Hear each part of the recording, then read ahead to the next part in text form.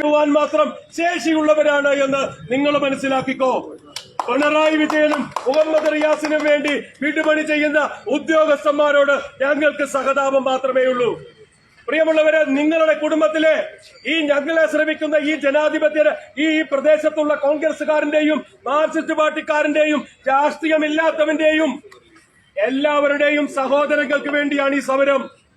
PSC എന്ന് പറയുന്നത്, public service commission എന്ന് പറയുന്നത് കേരളത്തിലെ സാധാരണക്കാരന്റെ അത്താണിയാണ്, അവന്റെ ആശ്രയമാണ്. ഒരു PSC ടെസ്റ്റിന് വേണ്ടി എത്ര വർഷങ്ങളാണ് ഓരോരുത്തരും പ്രിപ്പയർ ചെയ്യുന്നത്, പഠിക്കുന്നത്.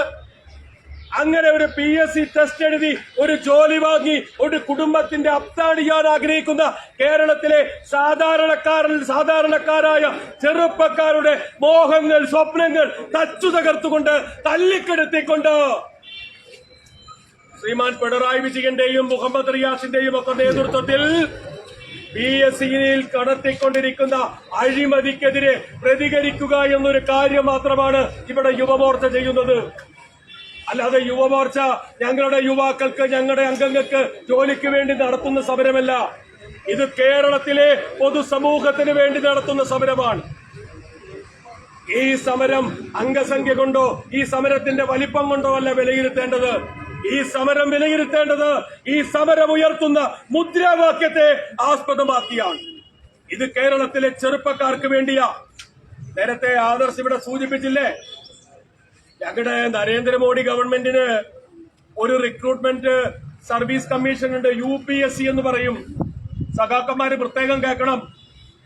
ഈ ഭാരതത്തിൽ അങ്ങോളം ഇങ്ങോളം അങ്ങേയറ്റം കാശ്മീർ മുതൽ ഇങ്ങ് കന്യാകുമാരി വരെയുള്ള ഈ ഭാരതം മുഴുവൻ റിക്രൂട്ട്മെന്റ് നടത്തുന്ന സെൻട്രൽ ഗവൺമെന്റിന്റെ UPSCയിലെ ബോർഡ് അംഗങ്ങളുടെ ഇരട്ടിയാണ് ഇട്ടാവട്ടത്തിലുള്ള ഇത്തിരി പോന്ന ഈ കേരള സംസ്ഥാനത്തിന്റെ PSCയിൽ തടിച്ച് കൊഴുത്ത് ഈ അലവൻസുകൾ പറ്റി, വാഹനങ്ങൾ പറ്റി, പേഴ്സണൽ സ്റ്റാഫിനെ വെച്ചുകൊണ്ട് വലിയ ശമ്പളം മേടിച്ചുകൊണ്ട് വെള്ളാനകളായി തടിച്ച് കൊഴുത്ത് അങ്ങനെ വിരാജിക്കുന്നു PSCയിൽ അംഗങ്ങൾ.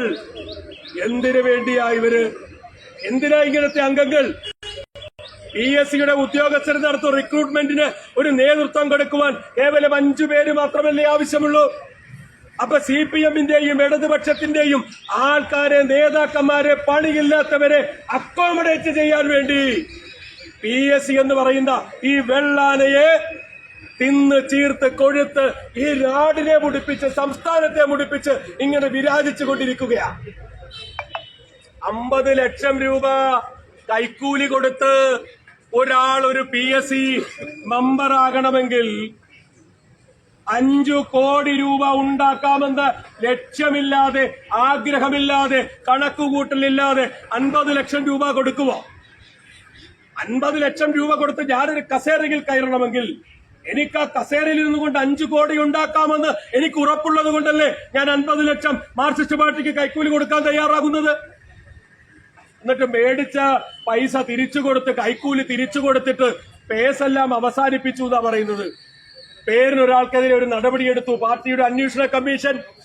സമയക്കുറവ് കൊണ്ട് ഞാൻ പാർട്ടിയുടെ അന്വേഷണ കമ്മീഷനുകളുടെ കഥയെക്കുറിച്ചൊന്നും പറയുന്നില്ല. ഒരു അവിഹിത ഗർഭം പാർട്ടി പ്രവർത്തകയ്ക്കുണ്ടായ കഥ മുതൽ ധാരാളം കഥകളുണ്ട് അന്വേഷണ കമ്മീഷനെ കുറിച്ച് പറയാൻ. ഞാൻ അതിലേക്ക് കടക്കുന്നില്ല, അതിന് പറ്റിയ അവസ്ഥ അന്തരീക്ഷമല്ലാത്തതുകൊണ്ട്. പാർട്ടി തീരുമാനിക്കുന്ന അന്വേഷണ കമ്മീഷൻ AK ബാലനും ശ്രീമതി ടീച്ചറും കൂടി അവിടെ ഒരു P ശശിയുടെ അവിഹിതം അന്വേഷിച്ചിട്ട് അവസാനം ആ അവിഹിതത്തിന് അത്ര ബലം പോലെ, അവിഹിതം അത്ര ശക്തമായി നടന്നിട്ടില്ല, ഒരു ലളിതമായ ചെറിയ അവിഹിതമാണ്, ഒരു ചെറിയ പരാക്രമമാണെന്ന് പറഞ്ഞ് കേസ് എഴുതി തള്ളിയ പാർട്ടിയുടെ കമ്മീഷനെ കുറിച്ച് ഞങ്ങൾക്ക് പരമ പുച്ഛം മാത്രമേ ഉള്ളൂ. അങ്ങനെ പാർട്ടിയുടെ കമ്മീഷൻ മേടിച്ച കൈക്കൂലി തിരിച്ചു കൊടുത്താൽ തീരുന്നതാണോ ഈ PSC അഴിമതി എന്ന് പറയുന്നത്, ഈ PSC കോഴ എന്ന് പറയുന്നത്? ഇത് കേരളത്തിലെ സാധാരണക്കാരായ ഉദ്യോഗാർത്ഥികളുടെ, യുവാക്കളുടെ സ്വപ്നങ്ങൾ, അവരുടെ പ്രതീക്ഷകൾ, അവരെ ആശ്രയിക്കുന്ന കുടുംബത്തിന്റെ പ്രതീക്ഷകൾ, ഇതിനെയെല്ലാം തച്ചു തകർക്കുന്ന അഴിമതിയാണ് ഈ അഴിമതി.